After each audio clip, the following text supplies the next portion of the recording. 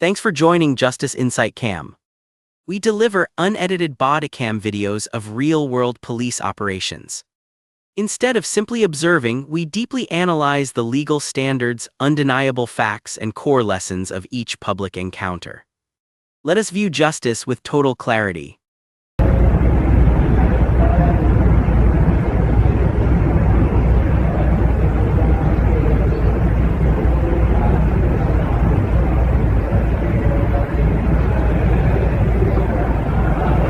The first time the room went silent for her, it wasn't out of respect, it was out of disbelief.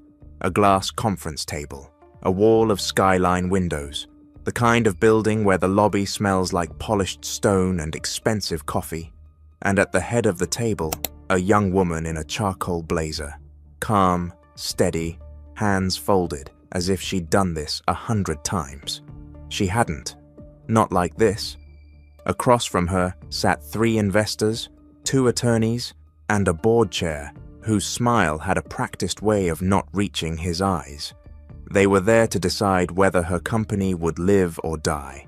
And the question hovering in the air wasn't about the product. It wasn't about the revenue. It wasn't even about the risk. It was about her. Because in the quiet corners of their minds, they were thinking the same thought. How does someone like you end up here? And she could feel it. Not the way a person feels a stare, the way you feel weather change. The board chair tapped his, pen twice, and finally said the line that made the moment snap into history. "Tell us," he said. "Who are you? Really?" She didn't flinch. She didn't pitch. She didn't charm. She looked at the skyline, at the city that once felt like a locked gate, and she said softly, "I'm the kid who used to count crackers for dinner."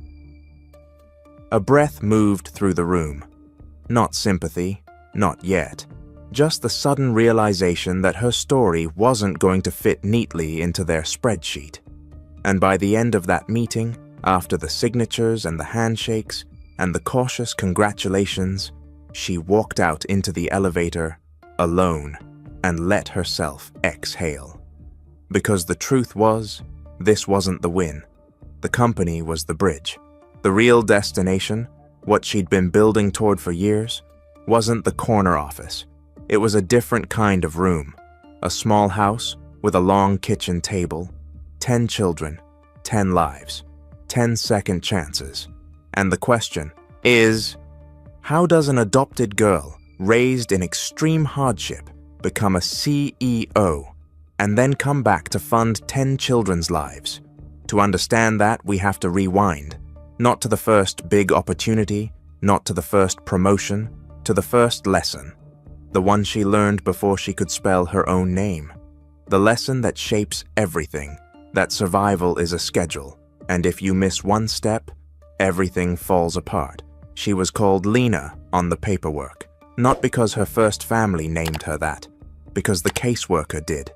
A name should be a gift. For her, it was a label. She entered the system as a toddler, carried in on a rainy afternoon in a thin jacket that didn't fit, and shoes that squeaked because the soles were peeling apart. The note said, neglect. The note said, food insecurity. The note said, unstable housing. But notes can't tell you what it feels like to wake up hungry, so often that hunger becomes normal. They can't tell you how a child learns to listen for the sound of adults arguing in the next room, because arguing is the sound that means the lights might go out. They can't tell you how quickly you learn to read a face, not the way you read a storybook, the way you read danger. Lena didn't cry much, not because she didn't feel, because crying didn't work. Crying was noise. Noise drew attention, and attention, in the wrong place, could cost you. By the time she was 5, she understood the unspoken rules of temporary homes. Don't take up too much space. Don't ask for too much. Don't get attached. And above all, don't make the adults regret taking you. That last one is the cruelest, because it teaches a child to live like a guest in their own life. Her adoption happened on paper first. A couple in a small town. A neat house with a fenced yard, a dog that barked too loudly but didn't bite. They wanted a child. They wanted to do something good. People said they saw inborn were saints. Lena didn't understand saints.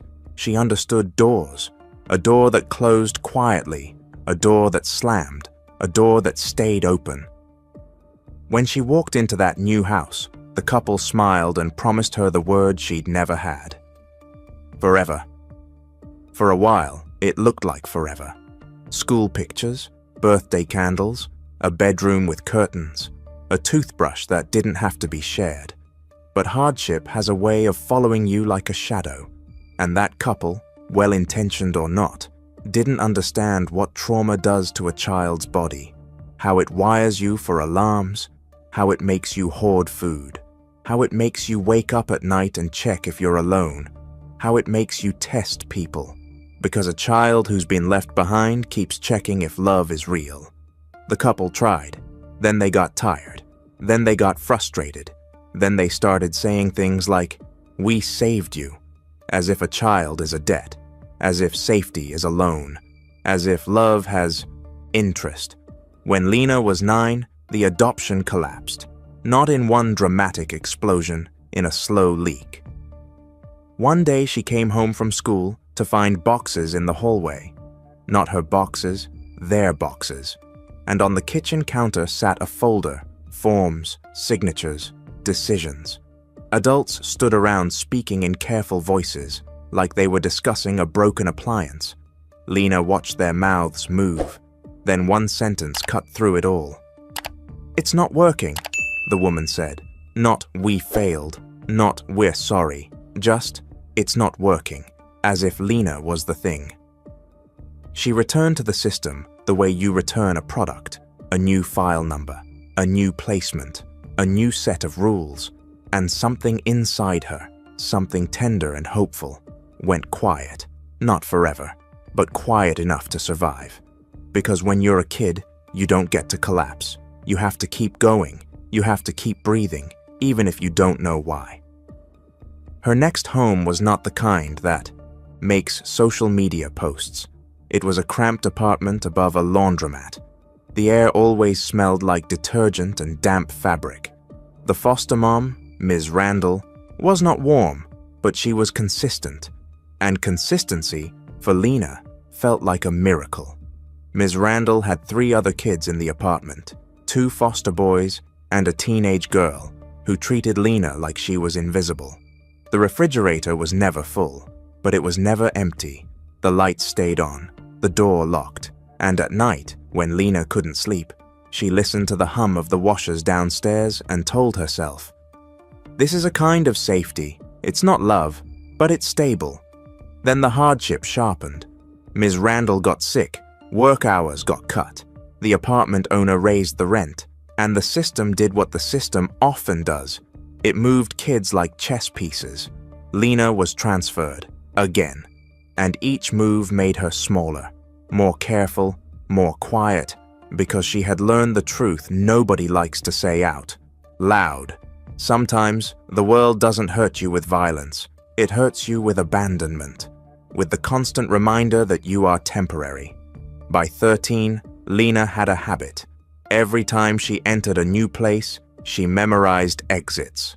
Front door, back door, window that could open, stairwell, fire escape. Not because she planned to run, because planning made her feel like she had a choice. She also kept a small notebook, not a diary, a ledger. She wrote down what she ate, what she owed, what she needed, how much cash she had, how many school supplies were left. It was the kind of notebook an adult might keep. But she wasn't an adult. She was a kid trying to make the future predictable.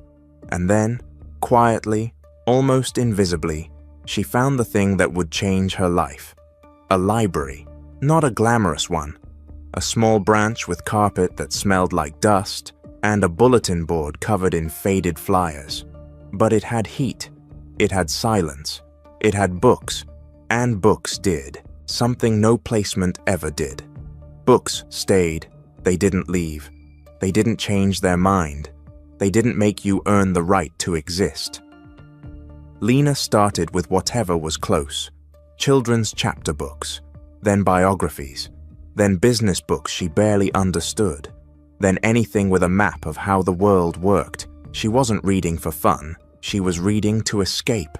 And one day, while flipping through a donated magazine, she saw an article about a young founder, a girl, not much older than Lena. The headline talked about technology, innovation, funding. But Lena didn't care about the buzzwords. She cared about one detail, the founder's childhood. It said she'd grown up poor. It said she'd been overlooked, and now she was standing in a suit, smiling like she owned the air around her. Lena stared at that photo for a long time. Then she whispered, without thinking, "So it's possible." That sentence was a spark, not hope. Hope can feel too fragile. It was something harder, a decision. Before we go further, drop a comment and tell me where you're watching from. What city, what state, what country. Because stories like this don't just belong to one place. Hardship has accents, but it speaks the same language everywhere. And if you want more true-to-life documentary-style stories about people who fight their way out and then come back to change lives, hit like and subscribe. It tells the algorithm what matters, and it tells me you want the next one. Lena's teenage years were not cinematic. They were repetitive. School, work, home, repeat. By 14, she had 2 part-time jobs. One after school at a grocery store, bagging, stocking, cleaning. Another on weekends at a diner, refilling coffee, wiping tables, taking verbal hits from customers who thought a teenager was a convenient target. She learned to smile while swallowing anger. She learned to count tips. She learned to move fast. And she learned something else. The world respects money. Not always openly, but consistently. When you don't have it, people talk over you. When you do, they listen. Lena didn't want money to be a shield. She wanted it to be a tool, a key, something that could open doors for people who'd never been handed a key. At school, she was the quiet kid who always turned in her work. Teachers liked her, not because she was charming, because she was reliable. There was one teacher, Mr. Hargrove, who noticed something in her. He taught computer science in a room full of outdated machines.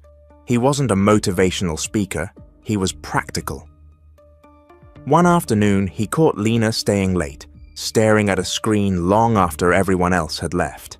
He asked, "You want to learn this for a grade, or for something else?" Lena hesitated, because telling the truth felt dangerous. Then she said, "I want a way out." Mr. Hargrove nodded like he'd heard that sentence before. He didn't say, "You can do anything." He didn't say, "Follow your dreams." He said something better. "Okay," he replied. "Then we build skills. Skills travel." That was the second spark, someone treating her ambition like a plan, not a fantasy. When Lena turned 16, a judge signed paperwork that meant she would likely age out of care. To most people, that sounds like freedom. To kids in the system, it can sound like a cliff. Freedom without support is just another kind of abandonment. But Lena had her notebook, her ledger, and now she had skills. She started taking online courses at the library, coding basics, business math, anything that turned confusion into competence. She built small projects, a simple app for tracking pantry inventory, a budgeting tool, a calendar system for shift scheduling. They weren't revolutionary, they were practice, and practice is what turns survival into strategy. At 18, she graduated. No batsons, graduation party, no family in the bleachers, just Lena in a borrowed cap and gown, holding a diploma like it was proof she existed. She went back to her foster placement, packed her things into 2 bags, and left. No dramatic goodbye, just a bus ride, a cheap room rented by the week, a laptop bought secondhand, and a promise she didn't say out loud: "I will never be disposable again." The first year was brutal, not in a movie montage way, in a cold, practical way. Rent due, phone bill due, food cost, work hours, school fees. Lena enrolled in a community college because it was what she could afford. She took classes in the morning, worked afternoons, studied nights, and when her body got too tired, she'd sleep at her desk for 20 minutes and then keep going. She wasn't chasing a dream, she was outrunning the cliff. Then came the moment that could have broken her. A medical bill. A simple ER visit after she collapsed from exhaustion. Nothing dramatic. Dehydration, malnutrition. A doctor telling her gently, "You can't run a life on fumes." The bill arrived 2 weeks later and looked like a punishment. Lena stared at the numbers, felt her throat tighten, and for the first time in years, she wanted to quit. Not quit school, quit trying, because what's the point of running if the finish line keeps moving? That night, she sat on the edge of her bed in that cheap room and opened her notebook. Then she wrote a sentence. Not about money, about meaning. "If I make it out, I'm coming back." It was a vow, not to the world, to herself. By 21, Lena had two things most people underestimate: a portfolio and discipline. Not the discipline of a perfectly stable upbringing. The discipline of a child who learned that missing one step could mean losing everything. She landed an internship at a mid-sized tech company. Not glamorous, but it paid. And it gave her access to people who talked in acronyms, access to meetings where ideas became budgets, access to a world she'd only read about. She listened more than she spoke, not because she was timid, because listening was her advantage.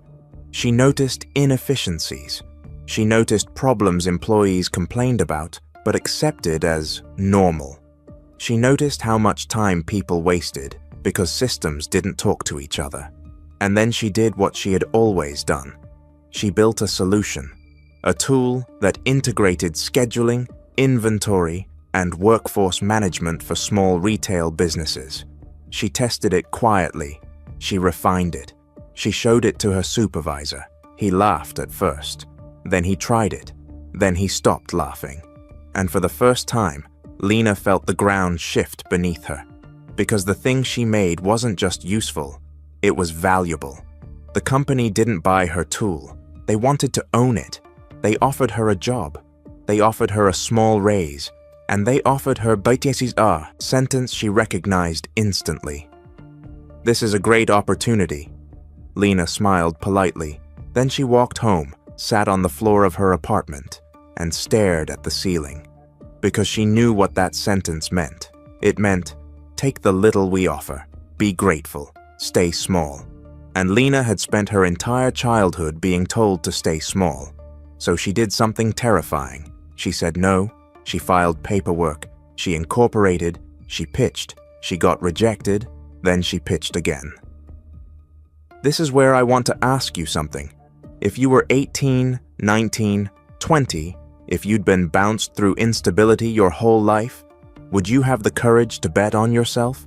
Or would you take the safe offer and hope it's enough? Tell me in the comments, because this is one of those crossroads where a life splits. Lena's first investors weren't impressed by her story. They were impressed by her traction. That's another truth people don't like.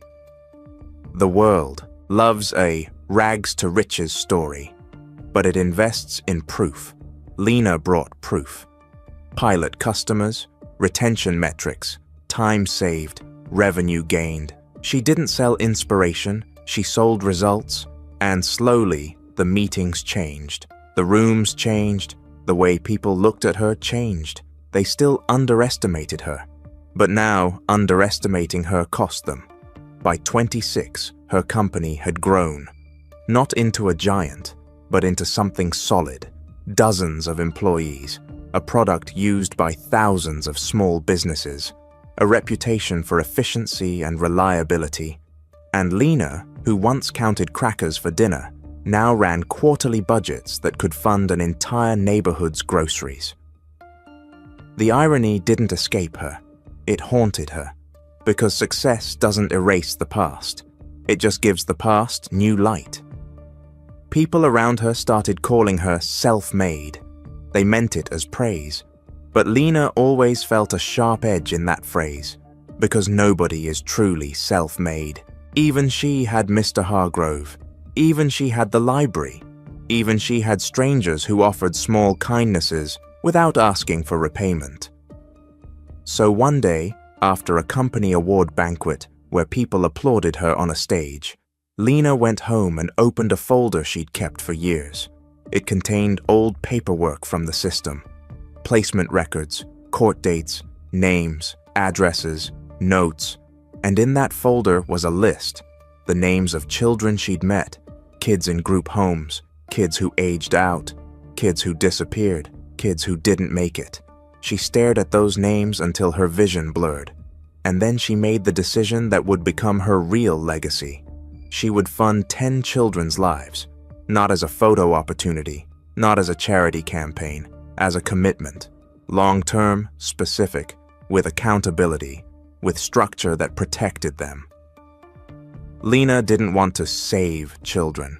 She hated that language. It made kids sound like projects. She wanted to build a platform, a bridge, a set of rails, so a child's life wouldn't depend on random luck. She started quietly. She partnered with a respected non-profit that supported youth exiting care. She created a fund with one rule: the money must go towards stability, housing, education, food, therapy, transportation, the boring things, the real things, because the difference between surviving and thriving is often boring. It's paperwork, it's rent paid on time, it's a reliable ride to work, it's a counselor who shows up. Lena selected 10 children in collaboration with social workers and advocates, not based on who had the most dramatic story, based on who had the most urgent need and the least support. Kids who were smart but exhausted, kids who were gentle but overlooked, kids who were angry because anger was the only language anyone had heard from them. She didn't announce it publicly. She met them privately, one by one, in ordinary places, community centers, counselors' offices, a library room that smelled like dust, like her beginning. The first child she met was a boy named Jordan, 14, bright eyes, a laugh that came too quickly, like he was trying to keep adults comfortable. He'd been moved 5 times in 2 years. Lena sat across from him and said, "I'm not here to promise you magic." Jordan frowned. Lena continued, "I'm here to promise you consistency." His face changed, like he wasn't sure he was allowed to want that. The second child was a girl named Tiana, 15, top of her class. Quiet. She apologized for everything. Lena recognized that posture instantly. The third was a kid who didn't trust anyone. The fourth had a brother they refused to leave behind. The fifth had a talent for music but no instrument. The sixth had untreated anxiety that made school feel like a battlefield. The seventh had a part-time job and no stable address. The eighth was on the edge of aging, out. The ninth had spent so long being the problem that they didn't know how to be anything else. And the tenth reminded Lena of herself. Not because their stories matched, because their eyes did. That look that says, "I'm surviving, but I don't know if anyone will notice." Lena didn't just hand them money. She built a network, mentors, tutors, career coaching, a legal advisor, a therapist, a housing coordinator, and she paid for it. Because support without funding is just a suggestion. She also made one rule for herself: no savior complex, no speeches, no making the children perform gratitude, no forcing them to smile for a camera. She would be steady. That's it, steady. When one of the kids relapsed into old patterns, skipping school, fighting, pushing people away, Lena didn't threaten to cut them off. She asked, "What's happening?" When another kid started hoarding food under their bed, Lena didn't shame them. She stocked the pantry and said, "You don't have to hide this here. When a teenager tested boundaries, because that's what trauma does, Lena didn't take it personally. She set limits, then she stayed, because the most healing thing for a child who's been abandoned isn't pity. It's someone not leaving. Over the next few years, the changes weren't sudden. They were gradual, like a tree growing. Jordan stabilized in one school long enough to join a robotics club. Tiana applied to college with a scholarship advisor who knew the system. The music kid got an instrument, then a teacher, then a performance. The anxious kid got therapy, then coping skills, then confidence. The kid who refused to trust anyone started showing up to mentorship meetings just to sit quietly in the back. Then one day they talked, and that's how you know it's working. Not when someone posts a feel-good photo, when someone who never trusted adults starts telling the truth. Lena attended graduations, not as a celebrity, as a witness. She sat in folding chairs, she clapped, she cried quietly, and each time she watched a kid cross a stage, she felt something inside her loosen, not because the past was gone, because the future was being rewritten. Meanwhile, her company kept growing, and with growth came pressure, new markets, new competitors, new scrutiny. There were weeks she worked 80 hours, weeks where the board wanted faster expansion, weeks where her phone buzzed with problems that could cost millions. And in those weeks, Lena would think about the 10 children. She would think about the difference between stress and survival, because stress is hard, but survival is cruel. And she refused to let the world pull her so far upward that she forgot what the ground felt like. So she created a ritual. Once a month, no matter what, she visited the same library branch. She sat in the same corner. She opened the same type of magazine, business, tech, the world that once felt impossible. And she reminded herself, this is not about status. This is about access. One day, one of the kids, now older, asked Lena a question that stopped her. They said, "Why us?" Lena didn't answer immediately, because she knew what that question meant. It meant, "What do you want from me?" It meant, "When will you leave?" Lena finally said, "Because nobody should have to earn the right to be safe." The kid stared. Lena added, "And because I remember what it feels like to be invisible." The kid nodded slowly, and for the first time, their shoulders dropped. A fraction, but enough. If there's one misunderstood thing about stories like this, it's the idea that success is a straight line. Lena had breakdowns. She had nights where her hands shook and she couldn't breathe. She had mornings where she stared at her reflection and felt like an imposter wearing someone else's life. She had days where someone's casual comment, "You're lucky you were adopted," hit her like a punch. Lucky. As if luck is the same thing as safety. As if a child's life should depend on chance. And she had moments where she wanted to walk away from everything. The company, the fund, the responsibility. Because being the person who made it comes with a strange burden. People expect you to be proof that the system works. They want your story to be tidy. They want your trauma to be inspirational. But trauma doesn't exist to inspire anyone. It exists, and you deal with it, or it deals with you. Lena chose to deal with it. She went to therapy. She built boundaries. She learned to rest without guilt. And she learned that being strong isn't the same thing as being exhausted. Years later, when the 10th child in her program graduated high school, Lena stood outside the auditorium and watched them take photos with friends. The child walked over and said, "I'm going to college." Lena smiled. The child hesitated, then added, "I didn't think I'd make it." Lena's chest tightened, because that sentence is the echo of every kid who has lived through instability. She said, "You made it." The child shook their head. They said, "We made it." And in that moment, Lena understood something that felt like healing. Her life was no longer a lonely climb. It was a chain of hands, a bridge. So when people ask, "How did she do it?" How did an adopted girl raised in extreme hardship become a CEO? How did she return to fund 10 children's lives? The answer isn't a single moment. It's a pattern. A child learning survival early, a teenager finding discipline, a young woman turning skills into leverage, a CEO turning leverage into access, and then choosing, consciously, to spend that access on people who rarely get any. Because money can buy comfort. But when you've lived her life, comfort isn't the goal. Safety is, stability is.